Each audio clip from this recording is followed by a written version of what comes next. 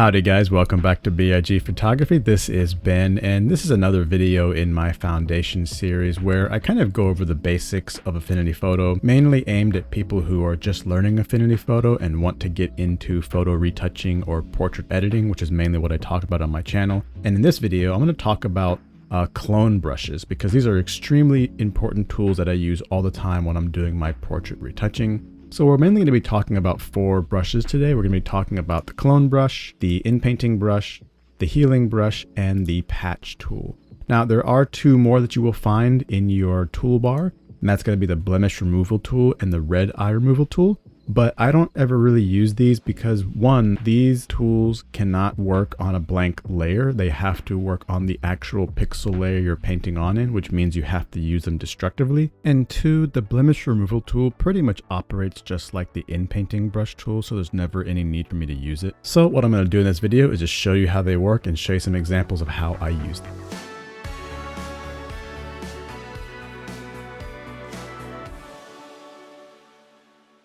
All right, guys, so let's just go ahead and jump right in. Now, right off the bat, you may notice that my layout looks a little bit different than yours. That's just because I've customized some of my tools. For example, my toolbar is here floating, and you'll notice that a lot of the icons are in different spots.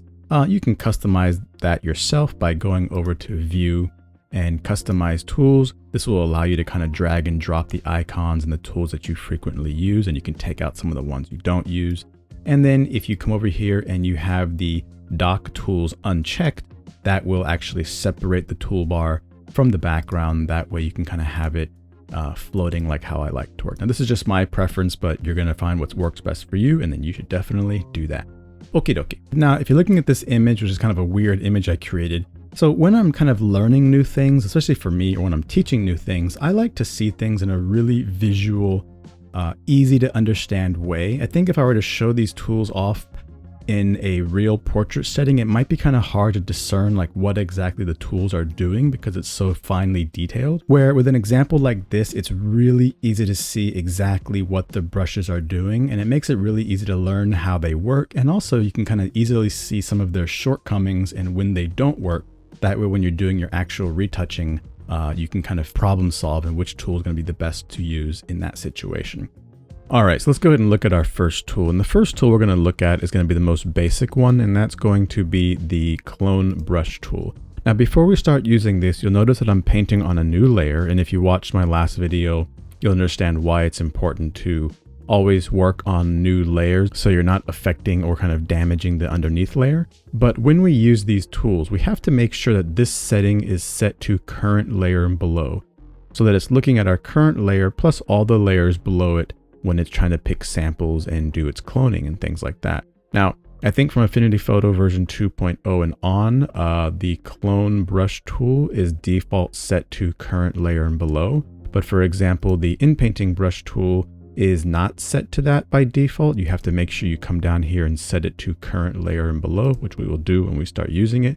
But let's go ahead and get back to the clone brush tool. So this tool pretty much does exactly what it sounds like. It's going to make a clone of something in your image, and you can paint that clone anywhere you want. So if we have that tool selected and we start painting, you'll get a message that says you must set a source before trying to clone. Makes a lot of sense. So how do we do that?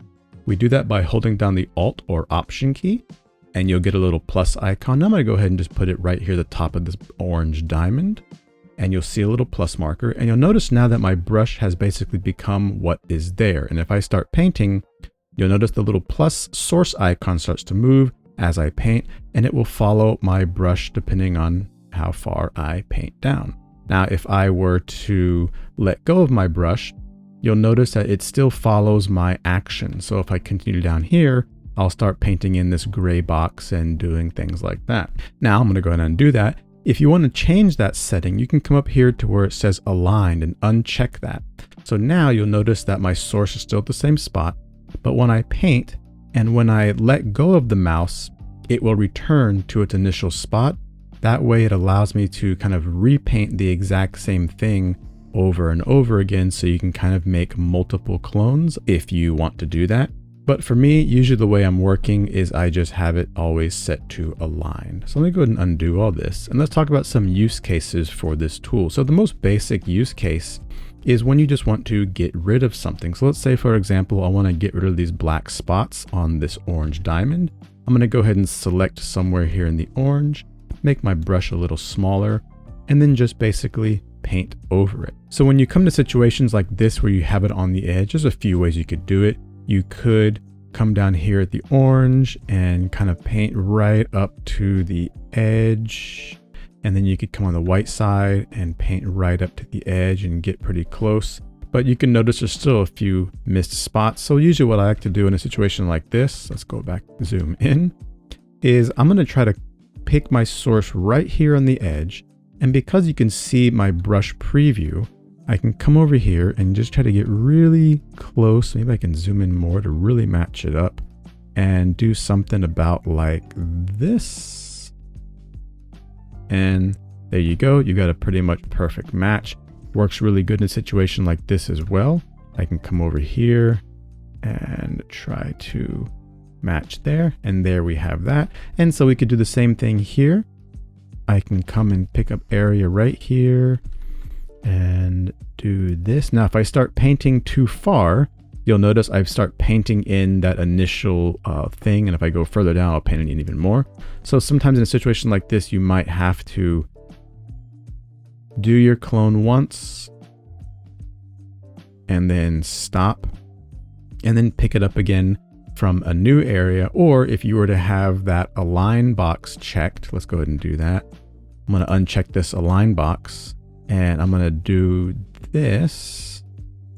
And then I'm going to let go and it's going to return to its initial spot and I can do it again. Now this works in this situation because this whole box is of one solid color, but in other situations it may not work as well. So let's take a look at this image here. We have a nice gradation. Now this is where it's really important to learn getting good at where to sample from. So for example, if I were to sample from say over here and try to get rid of these marks, you're going to notice that the colors don't match because I sampled from a much lighter part of the image. The clone brush tool is not trying to blend anything together. It's just going to give you a one-for-one copy of what you sample from. So in this situation, if I undo this, following the color of the gradation or the kind of direction of the gradation, I know that if I actually source from above and stamp below, I should be able to match the kind of grain of the gradation. And then you can see that I can get pretty exact. And again, I went too far, so I started painting that back in. Let's just go ahead and get rid of that.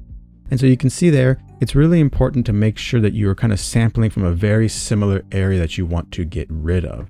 Now, situations like here on the edge might be a little bit difficult because we have a gradation. So I could maybe clone from down here and try to go like right up to this edge. Maybe sample from this side and go right up to this edge. And I could probably get it kind of close. You can see it's starting to get a little bit messy. So this is where a very useful function is some of these functions up here. So here we have a rotation slider and a scale slider. So rotation sounds like what it does. Let's go ahead and come up to here so it's easy to see. Zoom out a little bit. If I were to put that source right at the top, if I change this rotation slider, let's change it to like 46 degrees or something, you'll notice, let's go ahead and resample. You'll notice now my clone has been rotated by 47 degrees. And you can do that more. So you could rotate it basically all the way upside down. And you'll see that now, it is now being painted upside down. Another feature is using the scale feature. Now I don't use this too much, but you could scale it down to say like 37%. Let's go ahead and resample here. And you'll notice I'm still upside down. And you'll notice that my sample is now been scaled, or my clone has now been scaled down to 50%. Now, another really nice feature, let's go ahead and reset this back to 100, is the flip. So here's a great example when you can use the flip. So let's go ahead and sample right here because I know this is the same. And I'm going to go ahead and flip this vertically. And let's go ahead and make my brush bigger. And you're going to see that if I make it just the right size, and maybe I zoom in a little bit, I can match up that corner probably pretty well. And yeah, just like that. So that's a good use case of using things like the flip and rotation to kind of match angles of very difficult spots. I could probably do the same thing here. Let's go ahead and do back there. Let's sample from this side. And now let's go ahead and flip it again vertically. And then I can come over here and really match up that angle. Then I can return it back to none. And then I can probably, if I get my brush the right size, let's go ahead and actually sample from right here. And then I can do a pretty good job of probably getting rid of all these lines and things like that. And then you can get rid of this and make it look really clean. This is easy because it's all white, of course. And same thing here. I'll probably have to try my best to match up the gradient right up to the edge, and then white. And then maybe, you know, because the gradient is falling on this angle, what I would probably do is just come over here, flip it like before, and then make sure I'm kind of in the same area. And there. Yeah, there's a little mistakes here and there, but when you're actually doing this on a real portrait, you're not going to notice any of these small indiscrepancies. Now, situations like this might be difficult for the clone stamp tool because we have a very round and radial gradient. We have circular edges, so I can't just sample. Let's go ahead and reset this back to none. You know, I can't just sample here because I'm going to have to match the curve. Now I could try doing rotation. Currently I have my keyboard shortcut set to left and right on the keyboard to rotate. That might actually be a default. I don't actually remember. So I could come over here and try to rotate my clone so that it kind of matches the angle of the circle. I could come back over here. But as you can see, the colors are quite different. And then maybe I could try to lower my hardness. Let's go ahead and reset my rotation. And let's sample from, say, here, and just try our best to kind of get this as close as we need. Now, this is a very extreme example. And like I said, when you're working on a real portrait, because skin is so textured and there's so many colors and details in there, I'm actually using the wrong brush right now. You are not going to really notice a lot of this, but I just want to show you how these tools operate in a very controlled environment, so it's really easy to see how they work. So a situation like trying to get rid of this little star here is going to be probably a little bit difficult because I got to come from both angles and try to like match the gradient, and that's going to be a bit too hard. So there's other tools that are actually going to work a lot better in this kind of situation. Let's go ahead and delete this layer here, zoom out. Let's make a brand new layer. And let's take a look at the Inpainting brush tool. Now, the Inpainting brush tool is one of my favorite tools, and I use this pretty much on every single portrait I do. Now, the first thing we have to do is make sure we change this down to current layer and below. And the Inpainting brush tool works really great because all you have to do is just paint over what you want to get rid of.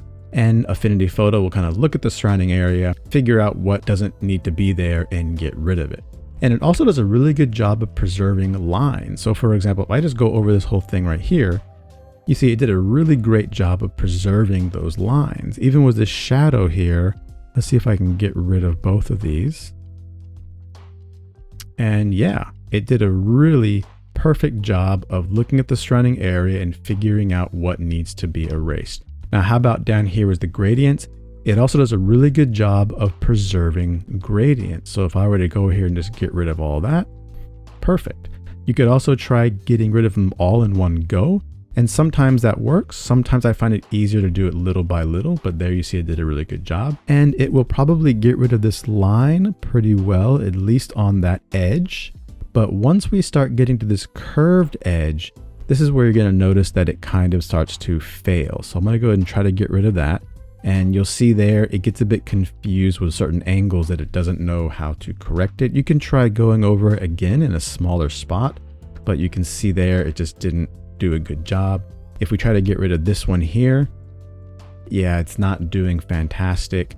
And another shortcoming that sometimes happens, let's say I want to get rid of just this left diamond shape. Let's see if I can go ahead and get rid of this here.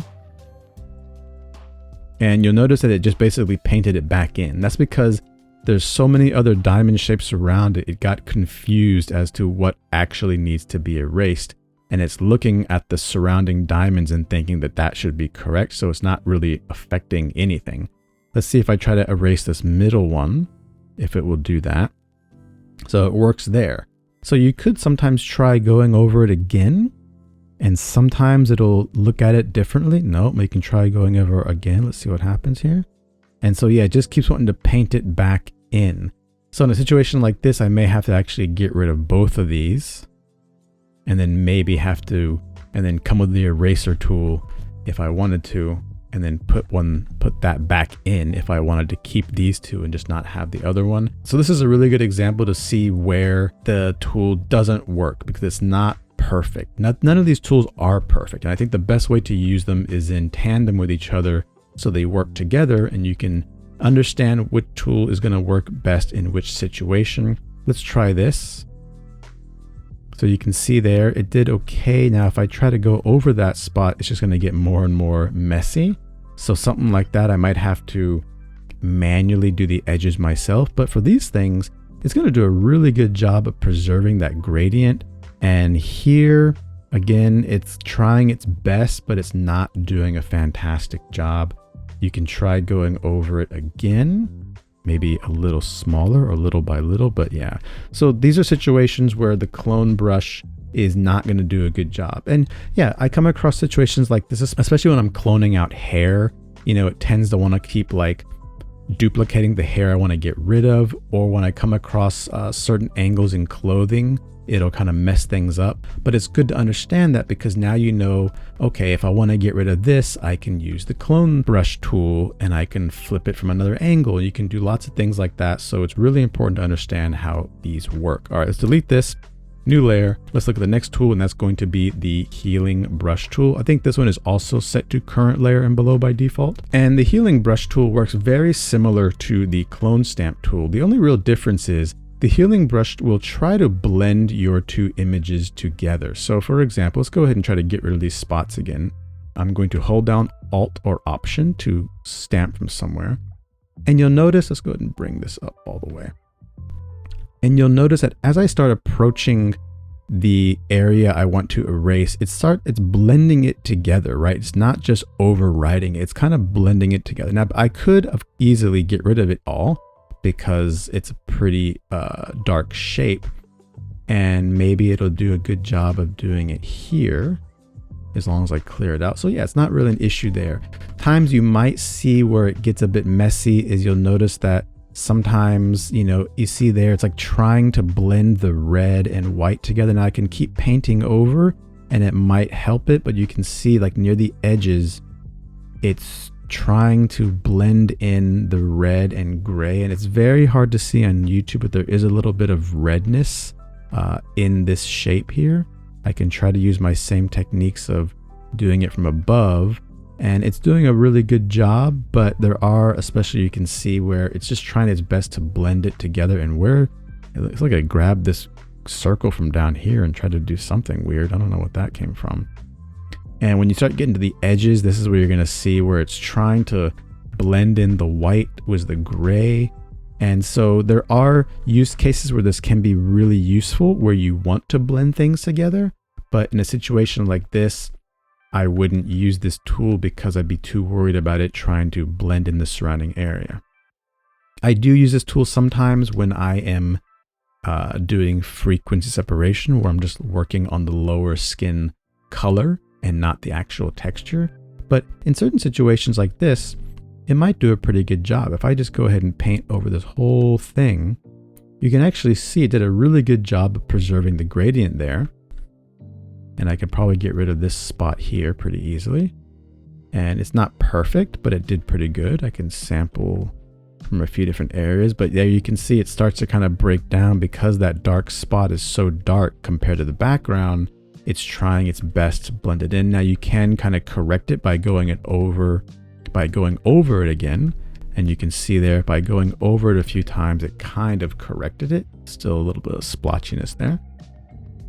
But that's a really good example of how this works and why you may not want to use it in every single situation. All right, one last tool And let's go to make a new layer, and that's going to be the patch tool. Now, honestly, I don't actually use this patch tool too much.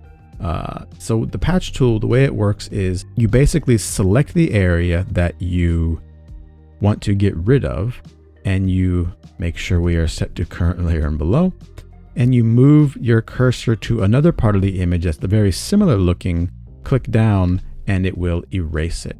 And so you can do something like this, but again, you're gonna have to be careful where you sample from. I'll have to sample from somewhere on the edge to get it looking correct.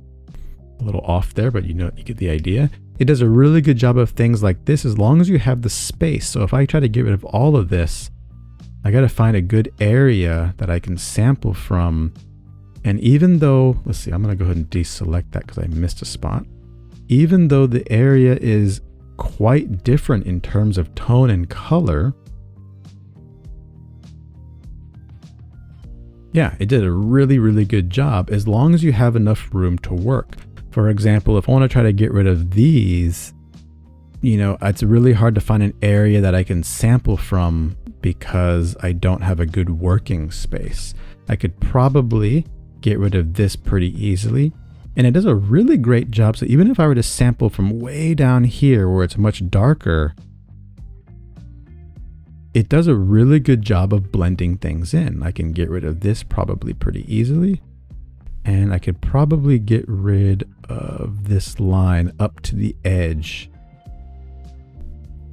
pretty easily. Now, of course, when I go here, it's going to not do it well. This is where I'd have to come in and do it kind of manually. But this is a very powerful tool, and I do want to start using it more frequently. It's just something I never really got used to. And usually for most of my work, the clone brush tool and the Inpainting brush tool will pretty much accomplish everything I need to do. Now this does have one really neat feature, and that's going to be the texture only feature. So I'm going to go ahead and set selection as source. And we're going to turn texture only on. Actually, let's do that. Not yet. So I'm going to go ahead and select this area. This is going to be my source. And then where I move my brush, you're going to see it's kind of taking that. Now, if I put it over this gray box here, you can see it preserved a lot of the color. It tried its best to kind of mix it and match it a little bit. If I go over this purple area here, you can see it's kind of taking the background and trying to mix it and blend it a little bit with the layer underneath. But if I just want to have the texture, let's go ahead and undo all this, deselect. I'm going to go ahead and turn texture only on. And let me just grab like a little circle here. And now you're going to see all it's doing is cloning over the texture. So when I put it over these different color boxes or these different colored shapes, you can see that it's just copying over the texture. And this is a really cool feature when I want to do things like just copy skin texture from one area of the portrait to the other, especially when I'm working on things where I've kind of done a bit too much healing and clone stamping and things have kind of got blurry and you lose texture. I can kind of paint that texture back in by using this tool. So this is a really great tool. I just need to get better at using it more. So let me just go over some quick examples of how I actually use this for my portrait retouching. So for example, in a unretouched portrait like this, what I would basically do is just probably first thing, I'm going to start with my Inpainting brush tool, make sure we are set to current layer and below, and we are painting on a new layer. And this tool is really great for getting rid of little things like this eyelash here. We have this hair that's kind of coming across the forehead that I don't want. I can just get rid of these little bumps on the forehead pretty easily. And you can see there it kind of duplicated the bump I wanted to get rid of. It even does a good job of kind of preserving the eyebrow there, so I can do that. It might get a little bit blurry here with the eyelashes, but that's okay. So things like this are really good. It's also good to get rid of some of these like red veins or these red lines in the eyes, just to kind of clean it up a little bit. Pretty common thing that I do. And then if you have any other little shadows here in the nose, it's kind of big shadow, I'm gonna get rid of that. You can easily just get rid of this hair going across the face. And then you can decide what you want to keep and get rid of. I might want to get rid of some of these small little inconsistencies in her complexion. And again, these aren't huge changes, just little things like that. But it's a great starting point before I start moving into the later parts of my retouching. I'll also use it a lot for stray hairs. You know, this hair is just sticking out too much. I don't want it. I'm going to go ahead and get rid of it. Maybe this one here, I'm going to go ahead and do that. Now, sometimes it's going to mess up, and sometimes, like you see there, it did a really good job of preserving her arm. Now, if I wanted to get rid of all of this hair, you know, you could come over here and do your best to try to like in-paint it out, and it'll do pretty good up to a point. Because then once you start getting really close to the full body of the hair, you're going to notice that it gets kind of blurry and messy. So in a situation like this, I would probably just use a clone brush tool.